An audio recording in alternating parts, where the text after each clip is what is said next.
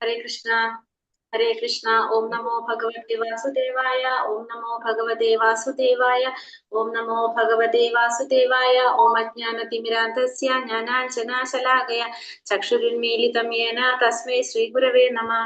नमो विष्णुपादाय कृष्णप्रेष्ठाय भूतले श्रीमते भक्तिवेदान्त स्वामिनिति नामिने।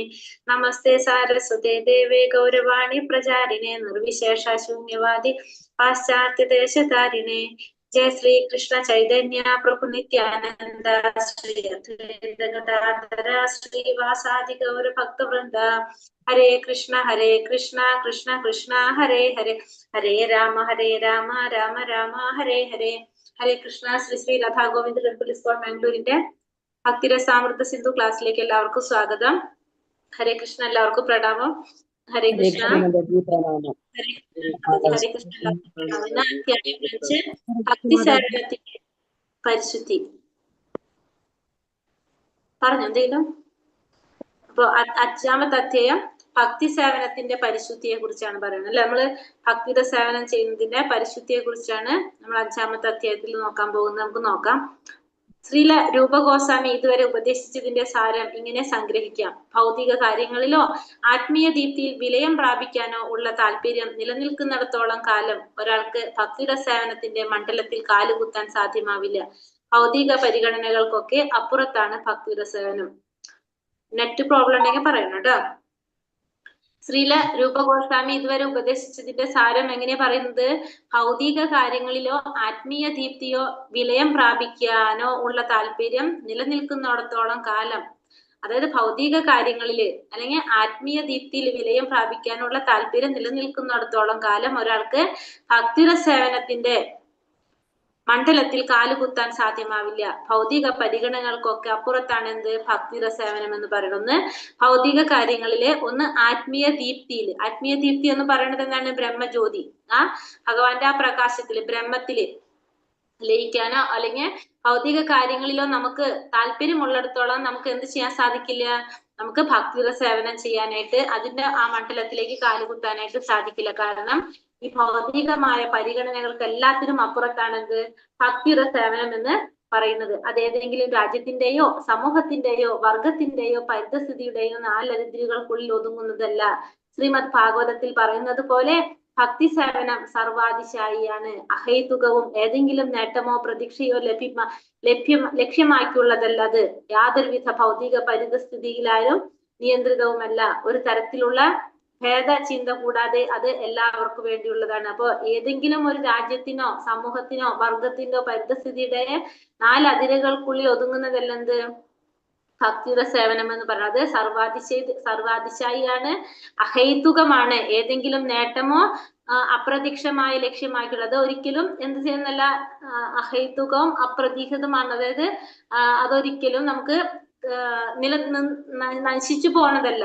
ഭക്തിയുടെ സേവനം എന്ന് പറയുന്നത് ഒരിക്കലും നശിക്കുന്നതല്ല. അതിങ്ങനെ കണ്ടിന്യൂയിങ് പ്രോസസ്സാണ്. അതിങ്ങനെ തുടർന്നുകൊണ്ടേയിരിക്കുന്ന ഒരു പ്രക്രിയയാണ് എന്ത്? ഈ ഭക്തിയുടെ സേവനം എന്ന് പറയുന്നത്. അത് യാതൊരു വിധ ഭൗതിക പരിതസ്ഥിതിയായാലും നിയന്ത്രിതവുമല്ല. ഒരു തരത്തിലുള്ള ഭേദചിന്ത കൂടാതെ എല്ലാവർക്കും വേണ്ടി ഉള്ളതാണ് എന്ത്? ഭക്തിയുടെ സേവനം എന്ന് പറയുന്നത്. ഒരിക്കലും അവസാനിക്കുന്നതല്ല, ഒന്നിലും ഒതുക്കുന്നതല്ല. എന്താണ് ഭക്തിയുടെ സേവനം? അത് സർവാതിശയാണ് എന്ന് പറയാണ് ഇവിടെ. മധ്യകാല ഭഗവാൻ ചൈതന്യന്റെ സുഹൃത്തും സഹവാസിയുമായിരുന്ന നിത്യാനന്ദ പ്രഭുവിന്റെ കാലശേഷം പുരോഹിത വർഗത്തിലെ ഒരു വിഭാഗം നിത്യാനന്ദ പ്രഭുവിന്റെ പിന്മുറക്കാരാണെന്ന് അവകാശപ്പെട്ടുകൊണ്ട് രംഗത്ത് വന്നു. അവർ സ്വയം ഗോസ്വാമി ജാതിക്കാരെന്ന് വിളിച്ചു. നിത്യാനന്ദ വംശം എന്നറിയപ്പെട്ടിരുന്ന തങ്ങൾക്ക് മാത്രമേ ഭക്തിയുടെ സേവനം നടത്താനും പ്രചരിപ്പിക്കാനും അവകാശമുള്ളൂ എന്നവർ വാദിച്ചു. അപ്പോ ചൈതന്യ മഹാപ്രഭുവിന്റെ സുഹൃത്തും അത് സഹവാസിയാണത് സന്തത സഹചാരിയായിരുന്നു നിത്യാനന്ദ പ്രഭു. ആ നിത്യാനന്ദ പ്രഭുവിന്റെ കാലശേഷം ആ വർഗത്തില് പ്രഭുവിന്റെ പിന്തുടർമുറക്കാരായിട്ടുള്ളവര് അവകാശപ്പെട്ടുകൊണ്ട് ചിലർ രംഗത്ത് വന്നു. അവര് സ്വയം എന്താണ്? ഗോസ്വാമിമാര്, ഗോസ്വാമി ജാതി. ഒരു ഗോസ്വാമി എന്ന് പറയുന്നത് ഒരു കാസ്റ്റ് ആണ്. അവിടെ ഗോസ്വാമി എന്ന് പറഞ്ഞാല് ആ കാസ്റ്റിലുള്ളവര് എന്താ പറയുന്നത്? അവര് നിത്യാനന്ദ വംശം എന്നറിയപ്പെടുന്ന തങ്ങൾക്ക് മാത്രമേ ഭക്തിയുടെ സേവനം നടത്താനും പ്രചരിപ്പിക്കാനും അവകാശമുള്ളൂ എന്ന് ആര് വാദിച്ചു? ഈ ഗോസ്വാമിമാര്, അതായത് നിത്യാനന്ദ വംശം എന്നറിയപ്പെടുന്ന അവര് വാദിച്ചു. അവർക്ക് മാത്രമേ ഭക്തിയുടെ സേവനം ചെയ്യാൻ സാധിക്കുള്ളൂ. ഗോസ്വാമിമാരാണ്. അപ്പൊ അവര് ബൈ ബർത്ത് തന്നെ എങ്ങനെയാണ്? ആ ഒരു കുലത്തിൽ ജനിക്കുമ്പോൾ അവര് ഗോസ്വാമികളായിരിക്കും. അങ്ങനെയാണ് നമ്മള് ബ്രാഹ്മണന്റെ മക്കള് ബ്രാഹ്മണനാവുന്ന പോലെ, അല്ലെങ്കിൽ ക്ഷത്രിയന്റെ മക്കള് ക്ഷത്രിയൻ എന്ന് പറയുന്ന പോലെ ഗോസ്വാമിയുടെ കുടുംബത്തിൽ ജനിക്കുന്നവരൊക്കെ ആയിരിക്കും ഗോസ്വാമിമാരായിരിക്കും. അപ്പൊ അവര് നിത്യാനന്ദ പ്രഭുവിന്റെ പിന്മുറക്കാരായതുകൊണ്ട് അവരെ നിത്യാനന്ദ വംശജർ എന്നാണ് പറഞ്ഞിരുന്നത്. അവരെന്താ പറഞ്ഞിരുന്നത്? അവർക്ക് മാത്രമേ ഭക്തിയുടെ സേവനം ചെയ്യാനുള്ള അവകാശമുള്ളൂ എന്ന് അവര് വാദിച്ചു. ഇത്തരത്തിൽ ശ്രീല ഭക്തി സിദ്ധാന്ത സരസ്വതി ഠാക്കൂർ എന്ന ഗൗഡീയ വൈഷ്ണവ സമ്പ്രദായത്തിലെ ശക്തനായ ആചാര്യൻ, അപ്പൊ സിംഹാജ്ഞ എന്ന് പറഞ്ഞിരുന്ന നമ്മളെ ഭക്തി സിദ്ധാന്ത സരസ്വതി ഠാക്കൂറിന്, അതായത് ശ്രീല പ്രഭുപാദയുടെ ഗുരുവിനെ സിംഹമായിട്ടാണ് പറഞ്ഞിരുന്നത്, സിംഹഗുരു എന്നാണ് പറഞ്ഞിരുന്നത്. ആ ഗുരു, ശക്തനായ ആചാര്യൻ ഈ അവകാശവാദത്തെ തകർത്തു കളയുന്നത് വരെ ഇക്കൂട്ടർ അവരുടെ കൃത്രിമാധികാരം ചെലുത്തി വന്നിരുന്നു. കഠിനമായ സമരം തന്നെ വേണ്ടി വന്നു. പക്ഷെ ഒടുവിൽ വിജയിച്ചു. ഭക്തിയുടെ സേവനം ഏതെങ്കിലും ഒരു വർഗത്തിന്റെ കുത്തകയില്ലെന്ന് സ്ഥാപിക്കപ്പെട്ടു. അപ്പോൾ ഒരു ഭക്തിയുടെ സേവനം ഏതൊരു വർഗത്തിന്റെ കുത്തകയില്ലെന്ന് സ്ഥാപിച്ചെടുത്തത് ആരാണ്? സമരത്തിലൂടെ, അതികഠിനമായ സമരത്തിലൂടെ ഭക്തി സിദ്ധാന്ത സരസ്വതി ഠാക്കൂറാണത് സ്ഥാപിച്ചെടുത്തത്. അതിനു പുറമെ ഭക്തിയുടെ സേവനത്തിൽ ഏർപ്പെട്ടിരിക്കുന്നവൻ ആര് തന്നെയായാലും അയാൾ സ്വയം ഉത്തമ ബ്രാഹ്മണൻ എന്ന പദവിയിലേക്ക് ഉയർത്തപ്പെട്ടതായി കണക്കാക്കാനും തുടങ്ങി. അങ്ങനെ ശ്രീല ഭക്തി സിദ്ധാന്ത സരസ്വതി ഠാക്കൂറയുടെ ഈ പ്രസ്ഥാനത്തിന് വേണ്ടിയുള്ള സമരം ആത്യന്തിക വിജയം നേടി. അപ്പോ അത് മാത്രമല്ല, വേറെന്താ സംഭവിച്ചത്? ആ ഭക്തിയുടെ സേവനം ചെയ്യുന്നവരുടെ പദവി എന്തിലേക്ക് ഉയർത്തി? ഉത്തമ ബ്രാഹ്മണ പദവിയിലേക്ക്. ഭക്തിയുടെ സേവനം ചെയ്യുന്നവരെ ഉത്തമ ബ്രാഹ്മണ പദവിയിലേക്ക് ഉയർത്തപ്പെട്ടതായിട്ട് കണക്കാക്കാനും തുടങ്ങി. അങ്ങനെ ശ്രീല ഭക്തി സിദ്ധാന്ത സരസ്വതി ഠാക്കൂർ പ്രസ്ഥാനത്തിന് വേണ്ടിയുള്ള സമരത്തില് വിജയം നേടാനായിട്ട് സാധിച്ചു. അദ്ദേഹത്തിന്റെ ഈ നിലയെ അടിസ്ഥാനമാക്കിയാണ് ഇപ്പോൾ ലോകത്തിന്റെ അഥവാ പ്രപഞ്ചത്തിന്റെ ഏത് മൂലയിലുള്ളവർക്കും ഗൗഡീയ വൈഷ്ണവനാകാൻ സാധിക്കും. അപ്പൊ അതുകൊണ്ട് തന്നെ ഇന്ന് നമുക്ക് സ്കൂളിൽ അറിയല്ലേ, ഏത് ജാതിയോ മതോ ഒന്നും നോക്കുന്നില്ല, എല്ലാവർക്കും ആരാകാൻ സാധിക്കും? ഗൗഡീയ വൈഷ്ണവനാകാനായിട്ട് സാധിക്കും. പക്ഷെ സ്കൂളിൽ പറഞ്ഞിരിക്കുന്ന നിയമങ്ങൾ മാത്രം ഫോളോ ചെയ്താൽ മതി. അല്ലാതെ അത് ബ്രാഹ്മണർക്കോ അല്ലെങ്കിൽ ഗോസ്വാമിമാർക്കോ മാത്രം അവകാശപ്പെട്ട ഇതായിട്ടല്ല പറയുന്നത്. പ്രപഞ്ചത്തിൽ ഏത് മൂലയിലുള്ളവർക്കും ആരാകാൻ സാധിക്കും? ഗൗഡീയ വൈഷ്ണവനാകാൻ സാധിക്കും എന്ന നിലയിലേക്ക് മാറ്റപ്പെട്ടു. ഭക്തിയുടെ സേവനം നടത്തുകയും കൃഷ്ണാവബോധം നേടുകയും ചെയ്യുക എന്നത് ഓരോരുത്തരുടെയും ജന്മാവകാശമാണെന്ന് ശ്രീല രൂപ ഗോസ്വാമി എടുത്തു പറയുന്നുണ്ട്. പല മതഗ്രന്ഥങ്ങളിൽ നിന്നും ഇതിനെ അദ്ദേഹം തെളിവ് നിരത്തുന്നു. മാത്രമല്ല ശ്രീ രൂപ ഗോസ്വാമി എന്ന് പറയുന്നത് കൃഷ്ണാവബോധം നേടുക, ഭക്തിയുടെ സേവനം നടത്തുക എന്നത് ഓരോരുത്തരുടെയും ജന്മാവകാശമാണെന്ന് രൂപ ഗോസ്വാമി എടുത്തു പറയുന്നുണ്ട്. ഇത് പല മതഗ്രന്ഥങ്ങളിൽ നിന്നും ഇതിന് അദ്ദേഹം തെളിവ് നിരത്തുന്നുണ്ട്. ഇനി വസിഷ്ഠൻ ദിലീപിനോട് പറഞ്ഞതാണെന്ന് പത്മപുരാണത്തിൽ വസിഷ്ഠ മഹർഷി ദിലീപനോട് പറയുന്ന ഭാഗമാണ് അദ്ദേഹം മുഖ്യമായും ഉദ്ധരിക്കുന്നത്. എന്നാണ്, രാജൻ, ഭക്തി സേവനം നടത്താൻ എല്ലാവർക്കും അവകാശമുണ്ട്. മാസത്തിൽ, അതായത് ഡിസംബർ ജനുവരി മാസത്തിൽ പ്രഭാത സ്നാനം നടത്താനുള്ള അവകാശം പോലെ തന്നെ ഭക്തി സേവനം നടത്താനുള്ള അവകാശം എല്ലാവർക്കും ഉണ്ടെന്നാണ് ആര് പറയുന്നത്? പത്മപുരാണത്തില് വസിഷ്ഠ മഹർഷി ദിലീപനോട് പറയുന്നത്. കാരണം എല്ലാവർക്കും എന്ത് ചെയ്യാനുള്ള അധികാരമുണ്ട്? എല്ലാവർക്കും ഭക്തിയുടെ സേവനം നടത്താനുള്ള അധികാരമുണ്ടെന്ന് പറയണം. എങ്ങനെ? പ്രഭാത സ്നാനം നടത്തുവാനുള്ള അവകാശം പോലെ തന്നെ ഡിസംബർ ജനുവരി മാസത്തിൽ. സ്കന്ദപുരാണത്തിൽ പറയുന്നു, കാശിഖണ്ഡം എന്ന ഭാഗത്തും ഇക്കാര്യം പറയുന്നുണ്ട്. സ്കന്ദപുരാണത്തില് കാശിഖണ്ഡം എന്ന ഭാഗത്ത് ഇക്കാര്യം പറയുന്നുണ്ട്. മയൂരധ്വജം എന്ന രാജ്യത്ത് ശൂദ്രരിലും താഴെയുള്ള അധികൃത വർഗത്തിൽപ്പെട്ടവരെ ഭക്തിയുടെ സേവനത്തിലെ വൈഷ്ണവ രീതിയിലേക്ക് കൊണ്ടുവരാറുണ്ട്. ശരിയായി വസ്ത്രം ധരിച്ച് നെറ്റിയിൽ തിലകവും കയ്യിൽ ജപമാലയും കഴുത്തിൽ തുളസിമാലയും ആയി നിൽക്കുന്ന അവരെ കണ്ടാൽ അവർ വൈകുണ്ഠത്തിൽ നിന്ന് വന്നവരാണെന്നേ തോന്നുന്നു. സാധാരണ ബ്രാഹ്മണരെ വെല്ലുന്ന സൗന്ദര്യമാണ് അവർക്കുള്ളത്. അപ്പൊ സ്കന്ദപുരാണത്തില് കാശിഖണ്ഡം എന്ന ഭാഗത്ത് പറയുന്നത് എന്താണ്?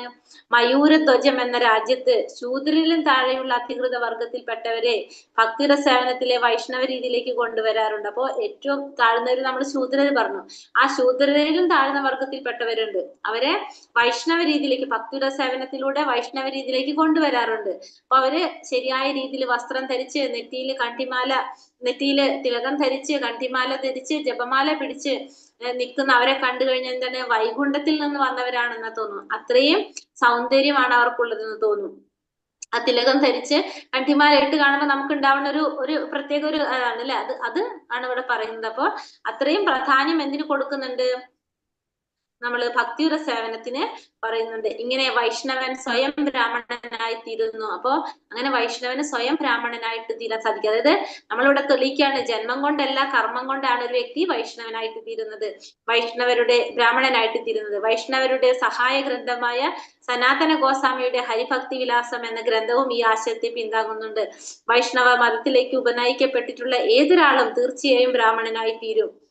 രസം ചേർന്നാൽ വെള്ളോട് സ്വർണമാകുന്നത് പോലെ എന്നാണ് ആ ഗ്രന്ഥത്തിൽ പറയുന്നത്. അപ്പൊ രസം ചേർന്നാല് വെള്ളോട് സ്വർണമാകുന്നത് എങ്ങനെയാണോ അതേപോലെയാണെന്നാണ് എന്ത് പറയുന്നത്, വൈഷ്ണവ മതത്തിലേക്ക് ഉപനയിക്കപ്പെട്ടിട്ടുള്ള ഏതൊരാൾക്കും ആരാകാൻ സാധിക്കും, ബ്രാഹ്മണനാകാനായിട്ട് സാധിക്കും. ശരിയായ അധികാരിയുടെ നിർദ്ദേശം അനുസരിച്ച് പ്രവർത്തിക്കുന്ന ഒരു യഥാർത്ഥ ആത്മീയ ആചാര്യന് ആരെ വേണമെങ്കിലും വൈഷ്ണവ വിശ്വാസിയായി മാറ്റാനും ആർക്കും ഉത്തമ ബ്രാഹ്മണനാകാനും സാധിക്കും. അപ്പോ ശരിയായ അധികാരിയുടെ നിർദ്ദേശം അനുസരിച്ച് പ്രവർത്തിക്കുന്ന ഒരു യഥാർത്ഥ ആത്മീയ ആചാര്യൻ, ഒരു ആത്മീയ ആചാര്യന് ആരെ വേണമെങ്കിലും എന്താക്കി മാറ്റാൻ സാധിക്കും, വൈഷ്ണവ സന്യാസിയാക്കിയിട്ട് മാറ്റാനായിട്ട് സാധിക്കും. അങ്ങനെ ഒരു ഉത്തമ ബ്രാഹ്മണനാകാൻ സാധിക്കും. നമുക്ക് രത്നാകരന്റെ കഥ നമുക്ക് ഓർമ്മയുണ്ട് അല്ലെ? ആരാണ്? നാരദ മഹർഷിയുടെ ഒരു സഹവാസം കൊണ്ടാണ് രത്നാകരൻ ആരായിട്ട് മാറുന്നത്, ആരായിട്ടാണ് മാറുന്നത്? ആരാണ് നമ്മളെ രാമായണം രചിച്ചത്? വാൽമീകി അല്ലെ? വാൽമീകിയായിട്ട് വാൽമീകിയായിട്ട്. അതേപോലെ തന്നെ നാരദ മഹർഷി എങ്ങനെയാണ് വരുന്നത്? 4 സന്യാസിമാരുടെ ചാതുർമാസ്യത്തില് 4 സന്യാസിമാരുടെ സത്സംഗത്തിലൂടെയാണ് നാരദ മഹർഷി ആരായിട്ട് മാറുന്നത്, നാരദനാകുന്നത്. അപ്പോ എന്താ പറയുന്നത്, രസം ചേർന്നാൽ വെള്ളോട് സ്വർണമാകുന്നത് പോലെ തന്നെ ഒരു ആത്മീയ ആചാര്യന് ആരെ വേണമെങ്കിലും ആരാക്കി മാറ്റാൻ സാധിക്കും, ഒരു വൈഷ്ണവ സന്യാസിയാക്കി മാറ്റാനായിട്ട് സാധിക്കും. കൃഷ്ണൻ ഉദ്ധവനോട് പറയുന്നു, ശ്രീമദ് ഭാഗവതത്തിൽ 11:21-2 കൃഷ്ണൻ ഉദ്ധവരോട് പറയുന്ന സന്ദർഭമാണ് ശ്രീ രൂപ ഗോസ്വാമി ഇതുമായി ബന്ധപ്പെട്ട കാര്യത്തിന് തെളിവായി ഉദ്ധരിക്കുന്നത്. എന്താണ് കൃഷ്ണൻ പറയുന്നു, യോഗ്യതയും അയോഗ്യതയും നമ്മിൽ ഇങ്ങനെ വേർതിരിക്കാം. ഭക്തിയുടെ സേവനത്തിന്റെ വിധാനത്തിലെത്തിയവർ പിന്നീട് ഒരിക്കലും ഫലദായകമായ കർമ്മങ്ങളിലോ ദാർശനികമായ അഭ്യൂഹങ്ങളിലോ അഭയം തേടുകയില്ല. ഭക്തിയുടെ സേവനത്തിൽ ഉറച്ചു നിന്ന് ആചാര്യന്മാരും പ്രമാണങ്ങളും നിർദ്ദേശിക്കുന്ന ചിട്ടകൾ അനുസരിച്ച് ജീവിക്കുന്നെങ്കിൽ അത് തന്നെയാണ് ഏറ്റവും ഉയർന്ന യോഗ്യത. അപ്പൊ എന്താ പറഞ്ഞ, യോഗ്യതയും അയോഗ്യതയും തമ്മിൽ ഇങ്ങനെ വേർതിരിക്കാം. യോഗ്യതയും അയോഗ്യതയും തമ്മിൽ വേർതിരിക്കാം. എങ്ങനെയാണ്? ഭക്തിയുടെ സേവനത്തിന്റെ വിധാനത്തിലെത്തിയവർ പിന്നീട് ഒരിക്കലും ഫലദായകമായ കർമ്മങ്ങളിലോ ദാർശനികമായ അഭ്യൂഹങ്ങളിലോ അഭയം തേടുകയില്ല. അപ്പൊ ഭക്തിയുടെ സേവനത്തില് അതിലെത്തിയിട്ടുള്ളവർ ഒരിക്കലും എന്ത് സംഭവിക്കില്ല, അവർക്ക് ആ ഭക്തിയുടെ സേവനം ചെയ്ത് ആ രുചി കിട്ടിയവര് അല്ലെങ്കിൽ അതിന്റെ ഉയർന്ന തലത്തിൽ എത്തിക്കഴിഞ്ഞാൽ അവർ ഒരിക്കലും ഫലദായകമായ കർമ്മങ്ങൾ, ഫലം ആഗ്രഹിച്ചുകൊണ്ട് ചെയ്യുന്ന കർമ്മങ്ങളിലോ അഭ്യൂഹങ്ങളിലോ ഒന്നും അഭയം തേടുകയില്ല. ഭക്തിയുടെ സേവനത്തിൽ ഉറച്ചു നിന്ന് ആചാര്യന്മാരും പ്രമാണങ്ങളും നിർദ്ദേശിക്കുന്ന ചിട്ടകൾ അനുസരിച്ച് ജീവിക്കുന്നെങ്കിൽ അത് തന്നെയാണ് ഏറ്റവും ഉയർന്ന യോഗ്യത. അപ്പൊ ആ ഭക്തിയുടെ സേവനത്തിൽ ഉറച്ചു നിന്ന് ആചാര്യന്മാരും പ്രമാണങ്ങളും നിർദ്ദേശിക്കുന്ന ചിട്ടകൾ അനുസരിച്ച് ജീവിക്കുന്നെങ്കിൽ അത് തന്നെയാണെന്ന് പറയുന്നത് ഏറ്റവും ഉയർന്ന യോഗ്യത. അപ്പൊ ആചാര്യന്മാര് പറയുന്നതനുസരിച്ച് ജീവിക്കുക. എങ്ങനെയാണ്? ഭക്തിയുടെ സേവനത്തിൽ ഉറച്ചു നിന്നുകൊണ്ട്. അതാണ് ഏറ്റവും വലിയ ഭക്തിയുടെ സേവനത്തിലെ ഏറ്റവും വലിയ യോഗ്യതയായിട്ട് നമുക്ക് പറയാനായിട്ട് സാധിക്കുന്നത്. ഋഷഭദേവൻ പുത്രന്മാരോട് പറയുന്നു, എന്താണ് പറയുന്നത്? ഭാഗവതം 5 പറയുന്ന കാമ്യകർമ്മങ്ങളിൽ ഏർപ്പെടുന്നവരുടെ നേട്ടം ജനന മരണങ്ങളുടെ പുനരാവർത്തനമാണ്. വാസുദേവന്റെ നേർക്ക് സ്നേഹം എന്ന സരള വികാരം വളർത്തിയെടുക്കാത്തിടത്തോളം കാലം അവർക്ക് ഭൗതിക പ്രകൃതിയുടെ കർക്കശമായ ഈ നിയമത്തിന്റെ പിടിയിൽ നിന്ന് രക്ഷപ്പെടാൻ സാധ്യവുമല്ല. അങ്ങനെയിരിക്കെ വർണ്ണാശ്രമങ്ങൾക്ക് അനുസൃതമായ ധർമ്മങ്ങൾ അനുഷ്ഠിക്കുന്നതിൽ ശ്രദ്ധരായാൽ പോലും ഭഗവാൻ വാസുദേവനെ സ്നേഹിക്കാത്തവർ തങ്ങൾക്ക് ലഭിച്ച മനുഷ്യരൂപത്തെ ദുഷിപ്പിക്കുക മാത്രമാണ് ചെയ്യുന്നത്. അപ്പോ ഋഷഭദേവൻ എന്താ പുത്രന്മാരോട് പറഞ്ഞത്? കാമ്യകർമ്മങ്ങളിൽ ഏർപ്പെടുന്നവരുടെ നേട്ടം ജനന മരണങ്ങളുടെ പുനരാവർത്തനമാണ്. വാസുദേവന്റെ നേർക്ക് സ്നേഹം എന്ന സരള വികാരം വളർത്തിയെടുക്കാത്തിടത്തോളം കാലം, അപ്പൊ ഭഗവാനില് സ്നേഹം വളർത്തിയെടുത്തിടത്തോളം കാലം അവർക്ക് ഭൗതിക പ്രകൃതിയുടെ കർക്കശമായ ഈ നിയമത്തിന്റെ പിടിയിൽ നിന്ന് രക്ഷപ്പെടാനാവില്ല. അപ്പൊ അത്രത്തോളം കാലം ഭഗവാനിലൂടെ എപ്പോഴാണ് നമുക്ക് ആസക്തി ഉണ്ടാകുന്നത് അല്ലെങ്കിൽ പ്രേമം ഉണ്ടാകുന്നത്, അതുവരെ നമുക്ക് ഈ ഭൗതിക പ്രകൃതിയുടെ പിടിയിൽ നിന്നൊക്കെ രക്ഷപ്പെടാൻ നമുക്ക് സാധിക്കില്ല. എങ്ങനെയാണ് നമുക്ക് മായയെ അതിജീവിക്കാൻ സാധിക്കുക? ഭഗവാനില് ആസക്തരാകുമ്പോ അല്ലെ, എങ്കിൽ മാത്രമേ നമുക്ക് മായയിൽ നിന്ന് പിടിപെടാനായിട്ട് സാധിക്കുള്ളൂ. അങ്ങനെ ഇരിക്കെ വർണ്ണാശ്രമങ്ങൾക്ക് അനുസൃതമായ ധർമ്മങ്ങൾ അനുഷ്ഠിക്കുന്നതിൽ ശ്രദ്ധരായാൽ പോലും ഭഗവാൻ വാസുദേവനെ സ്നേഹിക്കാത്തവർ തങ്ങൾക്ക് ലഭിച്ച മനുഷ്യരൂപത്തെ ദുഷിപ്പിക്കുക മാത്രമാണ് ചെയ്യുന്നത്. അപ്പൊ എന്താ പറഞ്ഞ, അങ്ങനെ വർണ്ണാശ്രമങ്ങൾക്ക് അനുസൃതമായ ധർമ്മങ്ങൾ അനുഷ്ഠിക്കുന്നതിൽ ശ്രദ്ധരായാൽ പോലും ഭഗവാൻ വാസുദേവനെ സ്നേഹിക്കാത്തവർ തങ്ങൾക്ക് ലഭിച്ച ആ മനുഷ്യരൂപത്തെ, ഭഗവാനെ സ്നേഹിക്കാത്തവർ എന്താ ചെയ്യുന്നത്, ആ മനുഷ്യ രൂപത്തെ നമ്മൾ നശിപ്പിക്കുകയാണ് ചെയ്യുന്നത്, അല്ലെങ്കിൽ ദൂഷിപ്പിക്കുകയാണ് ചെയ്യുന്നത്. കാരണം നമുക്ക് മനുഷ്യജന്മം എന്തിനാ കിട്ടുന്നത്? ആത്മസാക്ഷാത്കാരം നേടി ഭഗവാന്റെ പാദത്തിലേക്ക് തിരിച്ചു പോകാനായിട്ട്.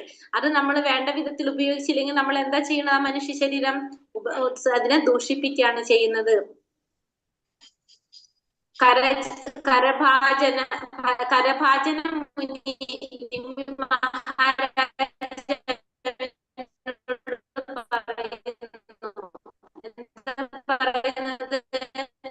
ഭാഗവതം 5:40 അനുസൃതമായി നിയുക്ത ധർമ്മങ്ങൾ ഉപേക്ഷിച്ചാൽ തന്നെയും ഭഗവത്പാദാരവിന്ദങ്ങളെ ശരണം പ്രാപിക്കുന്നവർ ഋണമുക്തനായി ഹരേ കൃഷ്ണ മാതാജി, കേൾക്കുന്നില്ല. ഇടയ്ക്ക് വിട്ടുപോകുന്നു. ഇപ്പോഴോ? ഇപ്പൊ കേൾക്കുന്നുണ്ടോ? ഇപ്പൊ കേൾക്കുന്നുണ്ട്. കേൾക്കുന്നുണ്ട്. ഇപ്പൊ കേൾക്കുന്നുണ്ടോ? കേൾക്കുന്നുണ്ട്. ഹരേ കൃഷ്ണ. ഉണ്ട്, കേൾക്കുന്നുണ്ടോ? ഇപ്പൊ കേൾക്കുന്നുണ്ട്. ഇപ്പൊ കേൾക്കുന്നുണ്ടോ? കേൾക്കുന്നുണ്ട്.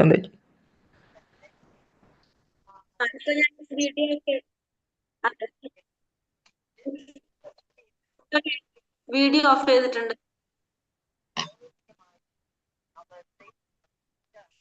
ഓക്കെ, ഇപ്പൊ ഞാൻ വീഡിയോ ഓഫ് ചെയ്ത് വെച്ചിട്ടുണ്ട്. അപ്പൊ ക്ലിയർ ആയെന്ന് വിചാരിക്കാം. നമുക്ക് നോക്കാം. അപ്പൊ ഭാചനമുനി എന്താ പറഞ്ഞത്?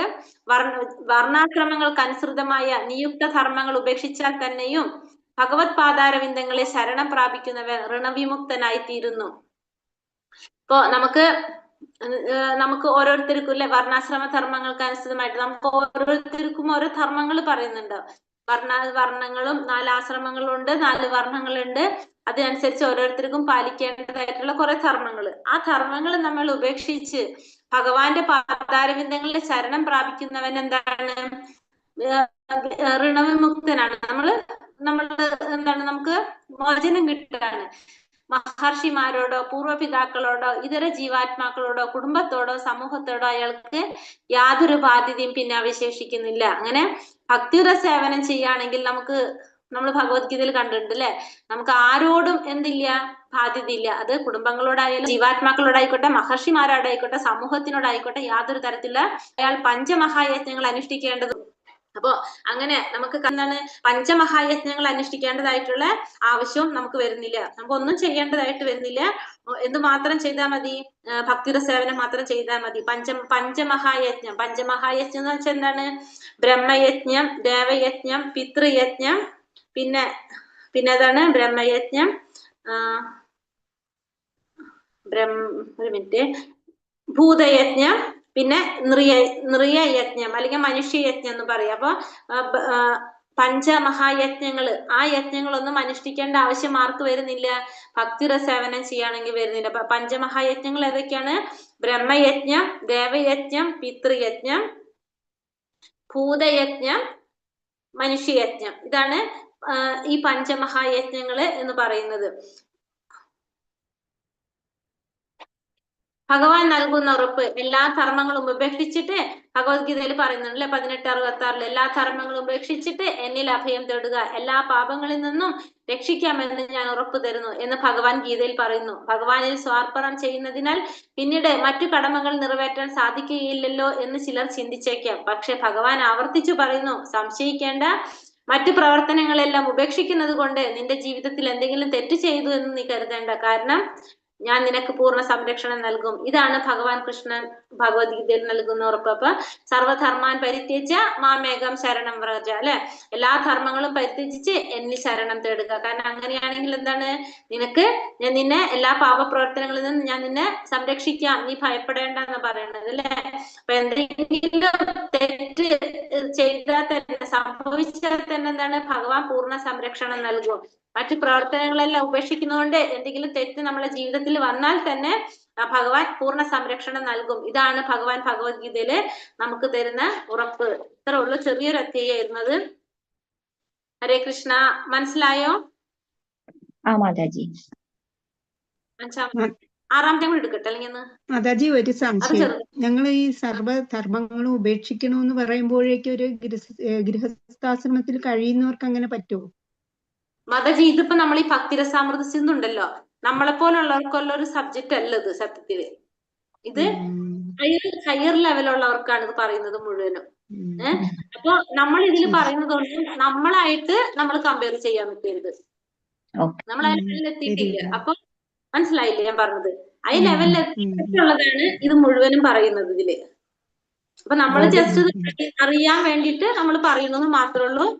പക്ഷെ ശരിക്കും ഭക്തിരസാമൃത സിന്ധു എന്ന് പറഞ്ഞാൽ നമ്മൾ പറഞ്ഞില്ല, ഭക്തിയുടെ ആ ലെവലിലുള്ളവർക്കുള്ള ഒരു പുസ്തകമാണെന്ന് പറഞ്ഞല്ലോ നമ്മൾ ആദ്യമേ തന്നത്.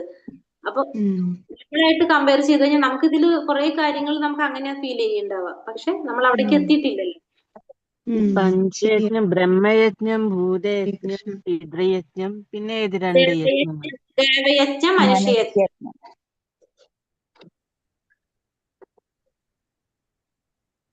അടുത്തത് ചെറിയൊരു അധ്യായല്ലേ? അടുത്തത് കൂടി എടുത്തിട്ട് നമുക്ക് ക്വസ്റ്റ്യൻ ഇതിലിട്ടില്ലല്ലേ? കൃഷ്ണ മാതാജി. മാതാജി, ഞാൻ രതി മാതാജിയാണ്. കോസ്റ്റ് ആക്കിയിട്ടില്ല മാതാജി, അറ്റൻഡൻസ് ഇട്ടിട്ടില്ല. ഓക്കെ മാതാജി, അടുത്തതും കൂടി ചെയ്യട്ടെ. അടുത്ത അധ്യായം കൂടി നോക്കട്ടെ, ചെറുത്. അപ്പൊ നമുക്ക് പിന്നെ എക്സാം വെക്കാലോ, എക്സാം പഠിക്കാനായിട്ട് സമയം തരാം. 6-ാമത്തെ അല്ലേ?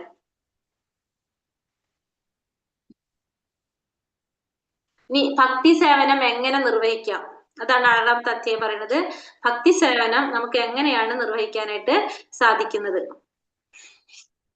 ഭക്തി സേവനം എങ്ങനെ നിർവഹിക്കാം? തന്റെ ജ്യേഷ്ഠ സഹോദരൻ സനാതന ഗോസ്വാമി രചിച്ച ഹരിഭക്തി വിലാസം എന്ന ഗ്രന്ഥത്തിൽ വൈഷ്ണവർ പാലിക്കേണ്ടതായ അനുഷ്ഠാന വിധികളെ കുറിച്ച് പറയുന്നുണ്ടെന്ന് ശ്രീല രൂപ ഗോസ്വാമി പറയുന്നു. അവയിൽ ചിലതൊക്കെ വളരെ ശ്രേഷ്ഠവും പ്രധാനവുമാണ്. വളരെ പ്രധാനപ്പെട്ടവ മാത്രം രൂപ ഗോസ്വാമി ഇവിടെ പറയുന്നുണ്ട്. നോക്കാം. ആത്മീയ ആചാര്യനെ കണ്ടെത്തണമുള്ളതാണ് ഒരു അടിസ്ഥാന തത്വം. അപ്പൊ ഫസ്റ്റ് നമ്മൾ എന്ത് ചെയ്യണം? ഒരു ആത്മീയ ആചാര്യനെ കണ്ടെത്താം. ആചാര്യന്റെ നിർദ്ദേശങ്ങളെ കൃത്യമായി എങ്ങനെ അനുസരിക്കണമെന്ന് ഉള്ളത് അടുത്തത്. ആ നിർദ്ദേശങ്ങൾ പാലിക്കുക. ഉദാഹരണത്തിന് തന്റെ ആത്മീയ ആചാര്യന്റെ നിർദ്ദേശങ്ങൾ അനുസരിക്കുക. അതേസമയം നിർദ്ദേശങ്ങൾ മറ്റൊരു ആത്മീയ ഗുരുവിന്റേതിൽ നിന്നും വ്യത്യസ്തമായിരിക്കുകയും ചെയ്യുമ്പോൾ അത്തരം കാര്യങ്ങളൊക്കെ വിശദാംശത്തിന്റെ ഭാഗമായി വരുന്നു. എന്നാൽ ആത്മീയ ഗുരുവിനെ സ്വീകരിക്കുക എന്നത് എപ്പോഴും എല്ലായിടത്തും നല്ലത് തന്നെ. വിശദാംശങ്ങളിൽ വ്യത്യാസം ഉണ്ടാകാം. രൂപ ഗോസ്വാമി ഇവിടെ വിശദാംശങ്ങളിലേക്ക് കടക്കാൻ ഉദ്ദേശിക്കുന്നില്ല, അടിസ്ഥാന തത്വങ്ങൾ മാത്രമേ പറയുന്നുള്ളൂ. അപ്പൊ നമ്മളൊരു ഗുരുവിനെ സ്വീകരിച്ചു കഴിഞ്ഞിട്ടുണ്ടെങ്കിൽ ഒരു ഗുരുവിന്റെ നിർദ്ദേശങ്ങൾ അനുസരിച്ച് നമ്മൾ പാലിക്കും. ആ ആത്മീയ ഗുരുവിന്റെ നിർദ്ദേശങ്ങൾ വേറൊരു ഗുരുവിന്റെ നിന്ന് വ്യത്യസ്തമായിരിക്കും ചെയ്യുമ്പോൾ നമുക്ക് എന്താണ്, അതിന്റെ അത്തരം കാര്യങ്ങൾ നമ്മൾ വിശദാംശങ്ങളിലേക്ക് കടക്കും. അതായത് നമ്മൾ ഗുരു പറയുന്നത് ശരിയാണോ എന്ന് നമ്മൾ ചിന്തിക്കുക. ആത്മീയ ഗുരുവിനെ സ്വീകരിക്കുക എന്നത് എല്ലായ്പ്പോഴും എല്ലായിടത്തും ഒരുപോലെ തന്നെയാണ്. പക്ഷെ വിശദാംശങ്ങളിൽ കുറച്ച് വ്യത്യാസങ്ങൾ ഉണ്ടാകാം നമുക്ക്. ഇപ്പൊ രൂപ ഗോസ്വാമി പറയുന്ന വെച്ചാൽ അത്തരം വിശദാംശങ്ങളിലേക്കൊന്നും കടക്കുന്നില്ല, അടിസ്ഥാന തത്വങ്ങൾ മാത്രമേ പറയുന്നുള്ളൂ. അല്ലാതെ ഒരു നമ്മൾ പറയുന്ന വെച്ചാൽ ഓരോ ആചാര്യന്മാര് പറയുന്ന കാര്യങ്ങളിൽ വ്യത്യാസം ഉണ്ടാവും, അതിലേക്കൊന്നും കടക്കുന്നില്ല എന്ന് പറയാണ്. അടിസ്ഥാന തത്വങ്ങൾ ഏതൊക്കെയാണ് പറയുന്നത്? യഥാർത്ഥമായ ഒരു ആത്മീയ ഗുരുവിന്റെ പാദപത്മങ്ങൾ ആശ്രയിക്കുക, ആത്മീയ ആചാര്യനാൽ നയിക്കപ്പെടുകയും ഭക്തിയുടെ സേവനം നിർവഹിക്കുകയും പഠിക്കുകയും ചെയ്യുക, തികഞ്ഞ ഭക്തിയോടും വിശ്വാസത്തോടും കൂടി ആത്മീയ ആചാര്യന്റെ ആജ്ഞകൾ അനുസരിക്കുക, ആത്മീയ ആചാര്യന്റെ നിയന്ത്രണത്തിൽ മഹാത്മാരായ ആത്മീയ ഗുരുക്കന്മാരുടെ ആചാര്യന്മാരുടെ കാലടികൾ പിന്തുടരുക. അപ്പൊ എന്തൊക്കെ പറഞ്ഞത്? ഒരു ഗുരുവിന്റെ പാദപത്മങ്ങൾ ആശ്രയിക്കുക, പിന്നെ ആചാര്യനാൽ നയിക്കപ്പെടുക, ഭക്തിയുടെ സേവനം നിർവഹിക്കാൻ വേണ്ടിയിട്ട് പഠിക്കുക. എങ്ങനെ ഭക്തിയുടെ സേവനം നിർവഹിക്കുന്നത് എങ്ങനെയാണെന്ന് മനസ്സിലാക്കുക. തികഞ്ഞ ഭക്തിയോടും വിശ്വാസത്തോടും കൂടി ആത്മീയ ആചാര്യന്റെ ആജ്ഞകള് അനുസരിക്കുക, പിന്നെ ആത്മീയ ആചാര്യന്റെ നിയന്ത്രണത്തില് ആത്മീയ ഗുരുക്കന്മാരുടെ കാലടികള് പിന്തുടരുക, പിന്നെ കൃഷ്ണാവബോധത്തിൽ എങ്ങനെ പുരോഗതി കൈവരിക്കാം എന്നതിനെ കുറിച്ച് ഗുരുവിന് വേണ്ടി ഭൗതികമായ എന്തും ത്യജിക്കാൻ സന്നദ്ധനാകാം. ഇങ്ങനെ കൃഷ്ണാവബോധത്തിന്റെ പുരോഗതിക്ക് വേണ്ടി, ഭഗവാൻ ശ്രീകൃഷ്ണന്റെ സംതൃപ്തിക്ക് വേണ്ടി ഭക്തിയുടെ സേവനത്തിൽ ഏർപ്പെട്ടിരിക്കുമ്പോൾ ത്യജിക്കാൻ ഇഷ്ടമില്ലാത്ത എന്തെങ്കിലും ഉപേക്ഷിക്കുകയും സ്വീകരിക്കാൻ ഇഷ്ടമില്ലാത്ത എന്തെങ്കിലും സ്വീകരിക്കുകയും ചെയ്യുക. അതാണ് അതുകൊണ്ട് അർത്ഥമാക്കുന്നത്. പിന്നെ ദ്വാരക, വൃന്ദാവനം തുടങ്ങിയ പുണ്യഭൂമികളിൽ എവിടെയെങ്കിലും വസിക്കുക. ഭൗതിക ലോകവുമായി ആവശ്യം വേണ്ടിടത്തോളം ഇടപെടുകയും അവിടെ നിന്ന് ആവശ്യം വേണ്ടത് മാത്രം സ്വീകരിക്കുക. ഏകാദശി നാളിൽ ഉപവാസം അനുഷ്ഠിക്കുക. ആല് തുടങ്ങിയ പുണ്യവൃക്ഷങ്ങള് പൂജിക്കുക. ഇത്തരം കാര്യങ്ങളാണ് നമുക്ക് എന്തിനു വേണ്ടത്? അടിസ്ഥാന തത്വങ്ങളായിട്ട് പറയുന്നത്. 10 കാര്യങ്ങളാണ് ഇതിൽ പറഞ്ഞിരിക്കുന്നത്. ഇനി പറയുന്നുണ്ട്, ഇനി അടുത്ത ഒരു 10 കൂടി പറയുന്നുണ്ട്. അതേതൊക്കെ പറയണത്? ഭക്തിഹീനന്മാരുടെ സമ്പർക്കം നിർബന്ധമായും ഉപേക്ഷിക്കേണ്ടത്. ഇനി ഉപേക്ഷിക്കേണ്ട കാര്യങ്ങൾ എന്തൊക്കെയാണ്? ഭക്തിഹീനന്മാരുടെ സമ്പർക്കം, ഭക്തി ഇല്ലാത്തവരുമായിട്ട് സമ്പർക്കം പുലർത്തരുത്. ഭക്തി സേവനത്തിൽ താല്പര്യമില്ലാത്തവർക്ക് ഒരു തരത്തിലും നിർദ്ദേശം നൽകാൻ പാടില്ല. ആർഭാടം നിറഞ്ഞ ക്ഷേത്രങ്ങളുടെയോ ആശ്രമത്തിന്റെയോ നിർമ്മാണത്തിൽ ഉത്സാഹം കാണിക്കരുത്. വളരെയേറെ ഗ്രന്ഥങ്ങൾ വായിക്കുകയോ ഭാഗവത പാരായണമോ ഗീതാ പ്രവചനമോ തൊഴിലായി സ്വീകരിച്ച് പണം സമ്പാദിക്കാൻ പാടില്ല. സാധാരണ ഇടപാടുകളിൽ വൈമുഖ്യം കാണിക്കാൻ പാടില്ല. ലാഭത്തിൽ അത്യാഹ്ലാദമോ നഷ്ടത്തിൽ അതിദുഃഖമോ ഉണ്ടാകാൻ പാടില്ല. ദേവന്മാരോടുള്ള നിന്ദ പാടില്ല. ആർക്കും അനാവശ്യമായി ശല്യം ചെയ്യരുത്. നാമജപം, ക്ഷേത്രാരാധന എന്നിവയുമായി ബന്ധപ്പെട്ട എല്ലാ തരത്തിലുള്ള ഉപദ്രവവും ഒഴിവാക്കണം. ഭഗവാൻ കൃഷ്ണനെയോ അദ്ദേഹത്തിന്റെ ഭക്തന്മാരെയോ നിന്ദിച്ച് സംസാരിക്കുന്നവരോട് ഒട്ടും സഹിഷ്ണുത കാണിക്കരുത്. അപ്പൊ ഇത്തരം കാര്യങ്ങളാണ് നമ്മൾ എന്ത് ചെയ്യാൻ പാടില്ലാത്ത കാര്യങ്ങൾ 10 പറയുന്നത്. അപ്പൊ 20. പിന്നെ പ്രധാനപ്പെട്ട കുറച്ച് കാര്യങ്ങൾ പറയുന്നത്, വൈഷ്ണവന്റെ ലക്ഷണമായ തിലകം അണിയണം. തിലകം തുടങ്ങിയത് കൊണ്ട്, അണിഞ്ഞിരിക്കുന്നത് കൊണ്ട് കാണുന്ന നിമിഷത്തിൽ തന്നെ ഭഗവാനെ കുറിച്ച് ഓർമ്മ വരും. ഇതാണ് അതിന് ഏറ്റവും വലിയായിട്ടുള്ള പോയിന്റ്.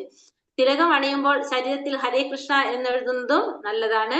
പ്രതിഷ്ഠാമൂർത്തിക്കും ആത്മീയാചാര്യനും അർപ്പിച്ച പൂക്കളും മാലകളും ശരീരത്തിൽ അണിയുകയും ശിരസിൽ ചൂടുകയും ചെയ്യാനായിട്ട് സാധിക്കും. പ്രതിഷ്ഠാമൂർത്തിയുടെ മുമ്പിൽ നൃത്തം വെക്കാനായിട്ട് പഠിക്കണം. നമ്മളാ ഒരു ആനന്ദം പ്രതിഷ്ഠാമൂർത്തിയുടെയും ആചാര്യന്റെയും മുമ്പിൽ സാഷ്ടാംഗ പ്രണാമം ചെയ്യണം. കൃഷ്ണക്ഷേത്രങ്ങൾ കാണുമ്പോൾ എഴുന്നേറ്റ് നിൽക്കണം. വിഗ്രഹം തെരുവീഥിയിലൂടെ എഴുന്നള്ളിച്ചു കൊണ്ടുപോകുമ്പോൾ ആ എഴുന്നള്ളത്തിൽ പങ്കുചേരണം. ഭക്തൻ എന്നും 1 or 2 തവണയെങ്കിലും വിഷ്ണു ക്ഷേത്രം സന്ദർശിച്ചിരിക്കണം. ഇതൊക്കെ നമ്മള് നിർബന്ധമായിട്ട് ചെയ്യേണ്ട കാര്യങ്ങൾ. കുറഞ്ഞത് 3 തവണ ക്ഷേത്രത്തെ പ്രദക്ഷിണം ചെയ്യണം. ഗോസ്വാമിമാർ ക്ഷേത്രം മാത്രമല്ല ഗോവർദ്ധനഗിരിയും പ്രദക്ഷിണം ചെയ്യും. വൃന്ദാവന പ്രദേശം മുഴുവൻ പ്രദക്ഷിണം ചെയ്യുന്നതും നല്ലതാണ്. ചിട്ടയനുസരിച്ച് വേണം ക്ഷേത്ര ആരാധന നടത്താൻ. ആരതി ഒഴിയുക, നിവേദ്യം അർപ്പിക്കുക, വിഗ്രഹത്തെ അലങ്കരിക്കുക തുടങ്ങിയ കാര്യങ്ങൾ ഇതിൽ പെടുന്നു. വിഗ്രഹത്തിന് വ്യക്തിപരമായ സേവനം ചെയ്യണ്ടെന്നോ? വ്യക്തിപരമായിട്ട് സേവനം ചെയ്യണ്ട. ഒരു മിനിറ്റ്, 10 ചെയ്യണം. സേവനം ചെയ്യണോന്ന് മാതാജി. ചെയ്യണം എന്നല്ലേ? ചിട്ടയനുസരിച്ച് വേണം. 74 74 10 വിഗ്രഹത്തിന് വ്യക്തിപരമായി സേവനം ചെയ്യണം. ഓക്കെ. പിന്നെ അത് കഴിഞ്ഞിട്ട് പാടണം, സങ്കീർത്തനം ചെയ്യണം, ജപിക്കണം, പ്രാർത്ഥിക്കണം, പ്രധാനപ്പെട്ട സ്തോത്രങ്ങൾ ചൊല്ലണം, മഹാപ്രസാദം ഭുജിക്കണം. മൂർത്തിക്ക് സമർപ്പിച്ച ഭക്ഷ്യവസ്തുക്കൾ അതേ തളികയിൽ നിന്നെടുത്ത് ഭക്ഷിക്കണം. പിന്നെ ചരണാമൃതം കുടിക്കണം. വിഗ്രഹത്തിന് അഭിഷേകം നടത്തിയ ജലം ശേഖരിച്ച് അതിഥികൾക്ക് നൽകുക. ചരണാമൃതം എന്ന് വെച്ചാൽ എന്താണ്?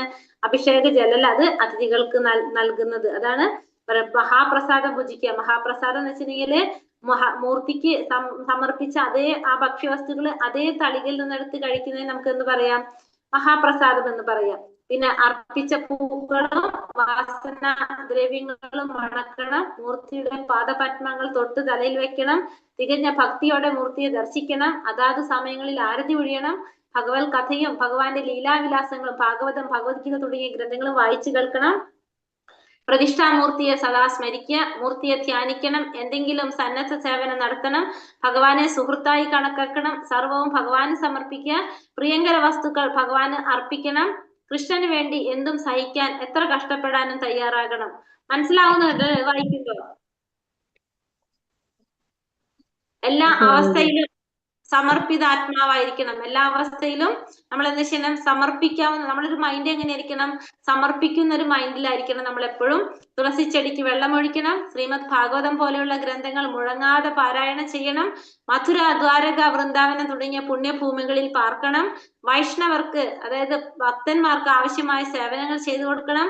ഓരോരുത്തരുടെയും കഴിവിനനുസരിച്ച് വേണം ഭക്തിയുടെ സേവനത്തെ ക്രമീകരിക്കുന്നതിന്.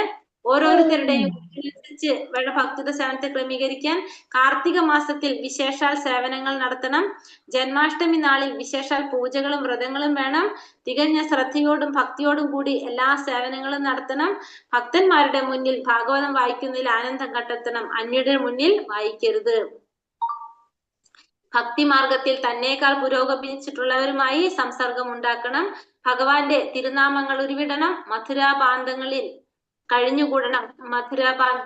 കഴിഞ്ഞുകൂടണം. ഇങ്ങനെ നിയാമക തത്വങ്ങൾ 64 നേരത്തെ പറഞ്ഞതുപോലെ ആദ്യത്തെ 10 പരമപ്രധാനം, അത് കഴിഞ്ഞ് പിന്നെ 10, തുടർന്ന് ഇപ്പൊ പറഞ്ഞ 44, ഒട്ടാകെ 64. ഈ 64-ൽ 5 മൂർത്തിയാരാധന, ഭാഗവത ശ്രവണം, ഭക്തജന സംസർഗം, സങ്കീർത്തനം, മഥുരാവാസം എന്നിവ സാർവാധിക പ്രാധാന്യം. അതൊക്കെയാണ് 5 പറയുന്നത്.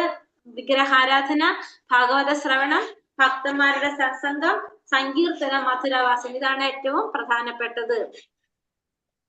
ഹരേ കൃഷ്ണ ഹരേ കൃഷ്ണ കൃഷ്ണ കൃഷ്ണ ഹരേ ഹരേ, ഹരേ രാമ രാമ രാമ ഹരേ ഹരേ. വഞ്ചാകൽപതരൂപശ്ച കൃപാ സിന്ധോഭ്യവ ച പതിതാനാം പാവനേഭ്യോ വൈഷ്ണവേഭ്യോ നമോ നമഃ. അനന്ത കോടി വൈഷ്ണവൃന്ദി കി ജയ്, ശ്രീല പ്രഭുപാദ് കി ജയ്, ഗുരുദേവ് കി ജയ്, നിതായ് ഗൗര ബ്രഹ്മാനന്ദേ. ഹരി ഹരി ബോൾ. ഹരേ കൃഷ്ണ. എല്ലാവർക്കും നന്ദി. ക്വസ്റ്റ്യൻസ് നോക്കിയിട്ട്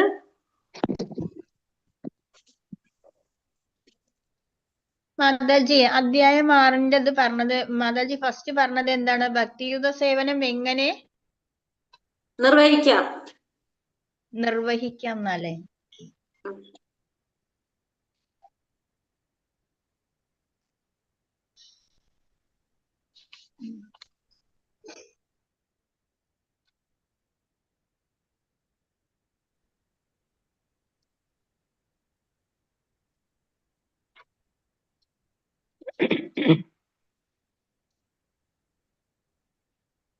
അടുത്ത ക്വസ്റ്റ്യൻ ആൻസർ എടുക്കട്ടെ. Question answer okay. ആദ്യത്തെ ആദ്യം നോക്കാം നമുക്ക്. ഭൗതിക പരിഗണനകൾക്കെല്ലാം അപ്പുറത്തമായിട്ടുള്ളത് ഏതാണ്? 6ാമത്തെ ഇട്ടിട്ടില്ലല്ലോ ഞാൻ.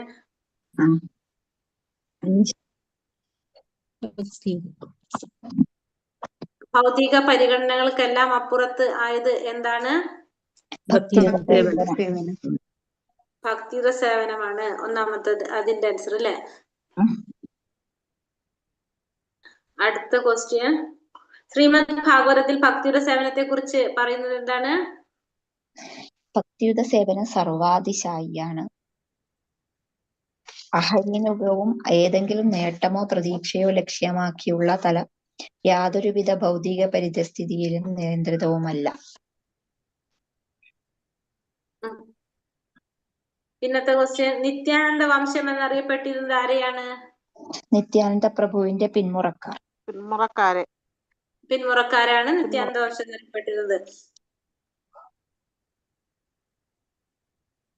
ഭക്തിയുടെ സേവനമല്ല ഏതെങ്കിലും ഒരു വർഗത്തിന്റെ കുത്തകയില്ലെന്ന് സ്ഥാപിക്കപ്പെട്ടത് ആര് മുഖാന്തിരമാണ്? അവിടെ തെറ്റാട്ടോ എഴുതിയിരിക്കുന്നത്. സിദ്ധാന്ത സരസ്വതി ഠാക്കൂർ. ഭക്തിയുടെ സേവനാണ്. പത്മപുരാണത്തിൽ വസിഷ്ഠൻ ദിലീപനോട് പറയുന്നത് എന്താണ്? ഭക്തി സേവനം നടത്താൻ എല്ലാവർക്കും അവകാശമുണ്ട്. മാഘമാസത്തിൽ പ്രഭാത സ്നാനം നടത്താനുള്ള അവകാശം പോലെ എല്ലാവർക്കും ഭക്തിയുടെ സേവനം നടത്താൻ കഴിയും. സ്കന്ദപുരാണത്തിലെ കാശിഖണ്ഡത്തിന്റെ ഭാഗത്തിൽ എന്താ പറയുന്നത്?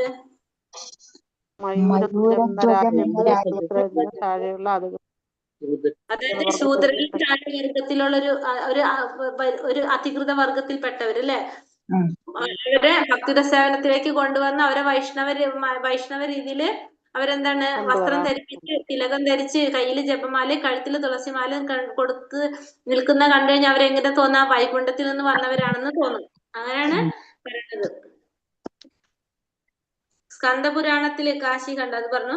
രസം ചേർന്നാൽ വെള്ളോട് സ്വർണമാകുന്നത് പോലെ എന്നത് വിശദമാക്കുക.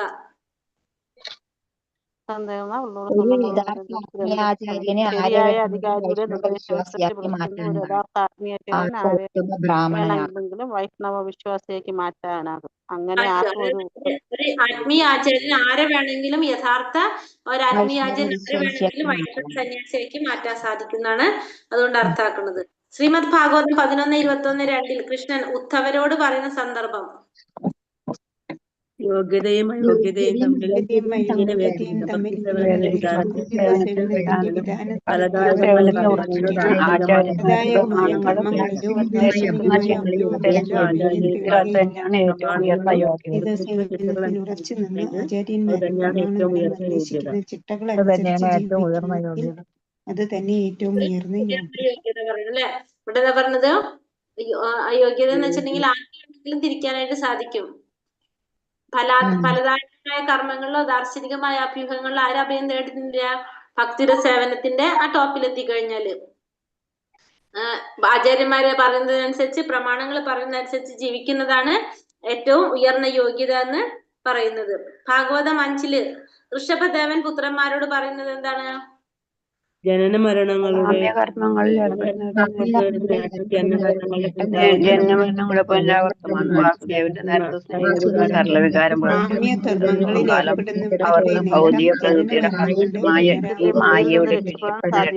സാധ്യവുമല്ല. അതായത് വാസുദേവന്റെ നേർക്ക് സ്നേഹം വളർത്തിയെടുക്കാത്തിടത്തോളം കാലം ഭൗതിക പ്രകൃതിയുടെ കർക്കശമായ നിയമത്തിന്റെ പിടിയിൽ നിന്ന് രക്ഷപ്പെടാനായിട്ട് ആർക്കും സാധ്യമാകില്ല അല്ലെ എന്നാണ് ഇവിടെ പറയുന്നത്. 5:41 കരഭാജന മുനി നിമി മഹാരാജാവിനോട് പറയുന്നത് എന്താണ്? രാജൻ വർണ്ണാശ്രമങ്ങൾക്കനുസൃതമായ നിയുക്തകർമ്മങ്ങൾ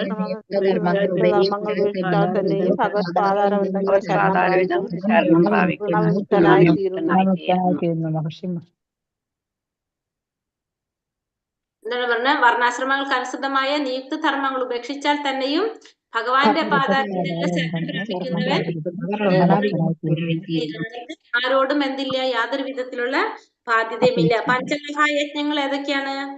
ബ്രഹ്മയജ്ഞം, ദേവയജ്ഞം,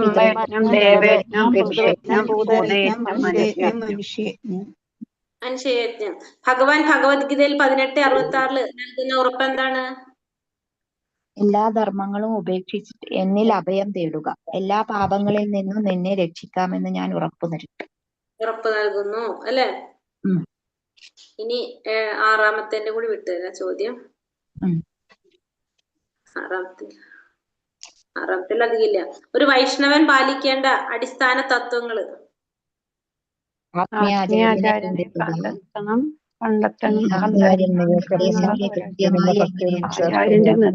കൃത്യമായി എങ്ങനെ അനുസരിക്കണം എന്നുള്ളത് വിശദാംശമാണ്. കൊറേ പറയില്ല. ആത്മീയാചാര്യ നിർദ്ദേശങ്ങൾ അനുസരിക്കുകയും അതേസമയം ആ നിർദ്ദേശങ്ങൾ മറ്റൊരു കാര്യങ്ങളൊക്കെ വ്യത്യസ്തമായിരിക്കുകയും ചെയ്യുമ്പോൾ അത്തരം കാര്യങ്ങളൊക്കെ വിശദ ഭാഗമായി വരുന്നു. ഈ 64 പാലിക്കേണ്ട തത്വങ്ങൾ തന്നെയാണ്. പിന്നെ അത് കഴിഞ്ഞിട്ട് നിർദ്ദേശങ്ങൾ പറയുന്നത് ഉണ്ടല്ലോ. ആദ്യം 10 പറയുന്നുണ്ട്, പിന്നെ 10 പറയുന്നുണ്ട്, പിന്നെ 44 പറയുന്നുണ്ടല്ലോ.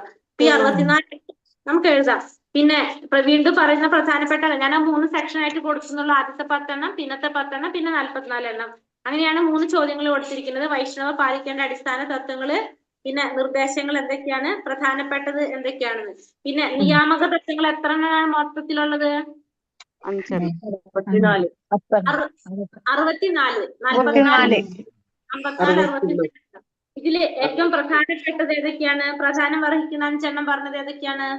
യഥാർത്ഥമായ ഒരു ആത്മീയ ഗുരുവിന്റെ പാദപത്മങ്ങളെ ആശ്രയിക്കാൻ, ആത്മീയാചാര്യനാൽ നയിക്കപ്പെടുകയും ഭക്തി സേവനം നിർവഹിക്കാൻ ആരാധന, ഭാഗവത ശ്രവണം, ഭക്തജന സംസർഗം, സങ്കീർത്തനം, മധുരാവാസം. പ്രധാനപ്പെട്ടത് മൂർത്തി ആരാധന, ഭാഗവത ശ്രവണം,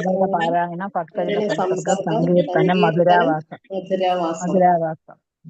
ഈ 5 എണ്ണമാണ് ഏറ്റവും പ്രധാനപ്പെട്ടത്. ആകെ 64 എണ്ണം. അതിൽ 5 എണ്ണം പ്രധാനപ്പെട്ടത് വിഗ്രഹാരാധന, പിന്നെ ഭാഗവത ശ്രവണം, ഭക്തജന സംസർഗം, സങ്കീർത്തനം, മധുരാവാസം.